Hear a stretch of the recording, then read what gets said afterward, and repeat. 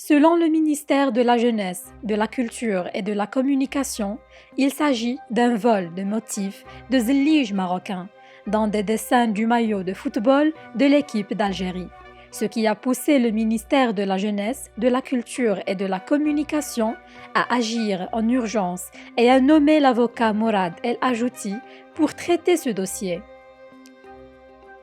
Maître El Ajouti a adressé une mise en demeure au représentant légal d'Adidas au niveau de son siège social en Allemagne.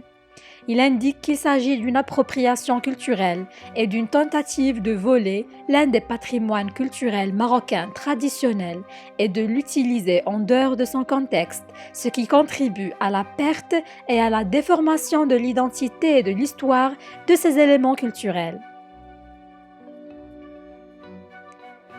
Dans cet avertissement destiné au président directeur général du groupe Adidas, l'avocat écrit les éléments suivants.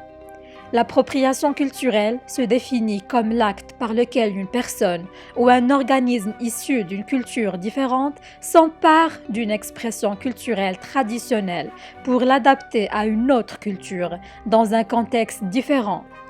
sans autorisation, ni mention de la source ou rémunération d'une façon qui porte préjudice aux détenteurs de l'expression culturelle traditionnelle en question, ce qui est le cas dans cette affaire.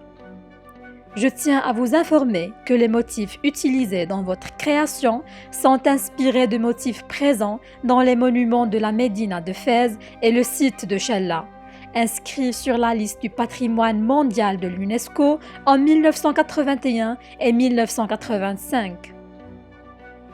La délimitation des biens inscrits sur la liste du patrimoine mondial comporte tous les attributs architecturaux et urbanistiques, poursuit-il. Ainsi, je vous mets en demeure de bien vouloir demander à vos équipes de retirer la collection citée ci-dessus dans un délai de 15 jours à partir de la réception de la présente. En cas de carence, prévoir une communication relative aux motifs utilisés issus de l'art du zlige marocain et éventuellement verser une partie des bénéfices pour les artisans marocains détenteurs de droits.